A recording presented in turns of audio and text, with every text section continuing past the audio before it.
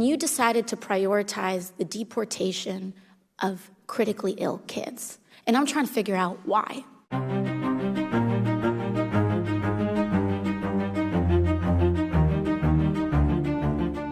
Did I hear correctly that it is your testimony today that you were the individual who made the decision to end deferred action?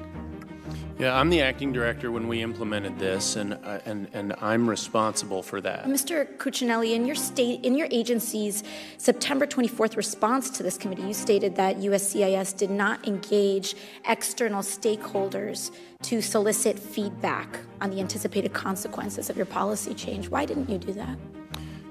For something like this, where we are changing a process and we're not operating off of a legal or regulatory foundation, it is not a common practice.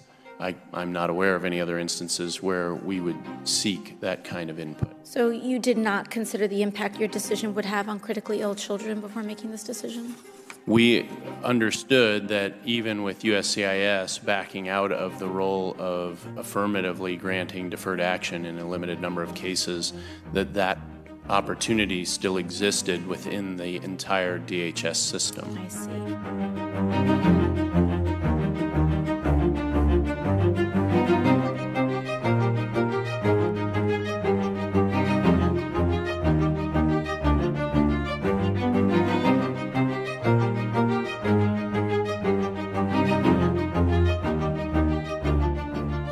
I think what's tough here is that, and while I respect that Congress hasn't done its job in many respects in defining immigration policy, it's been a failure for a very long time for Congress to be able to define a lot of policies correctly. But we still have created a mission for USCIS through which the agency can interpret the spirit of this law. And it says right here on USCIS's website, the agency's core values are defined as integrity, respect, innovation, and vigilance.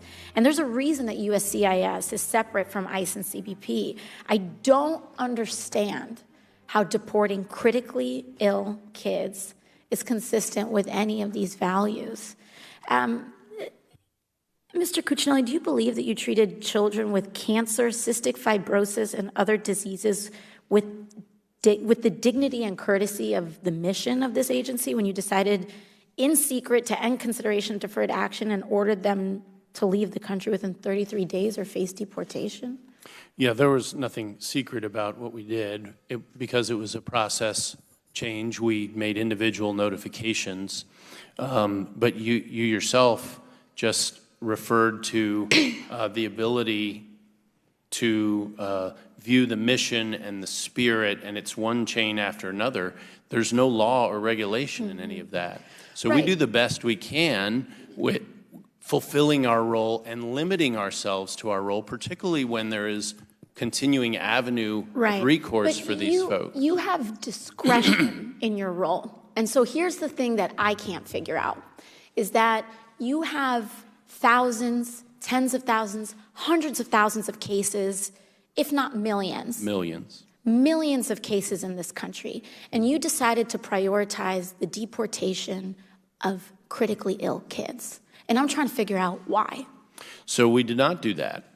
We have gone through out of all the, but you did out of all of reclaiming my time. Well, with respect. So you asked a question. But I with respect, with respect, and I'll give you a moment. I'll give you a moment. With respect, when you make this decision at a specific time, you're making this decision at the cost of other decisions. So why did you make this decision to deport critically ill kids before almost all the other decisions that you had to make as an agency? So we didn't decide. The gentleman's time has expired. You can go ahead and answer the question. We didn't decide to deport anyone. We made the decision at the end of a long road that predates me coming into my current position and discussions across DHS.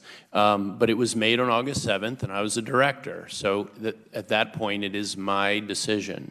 One of the things that Dan Renaud testified to from USCIS at the last hearing is that, to your point, there are trade-offs, as you note quite correctly, and handling 1,000 of these cases absorbs resources, which, by the way, we are not paid for, that would otherwise deal with approximately 2,000 naturalization cases. Now, we did more naturalizations last year than the whole decade.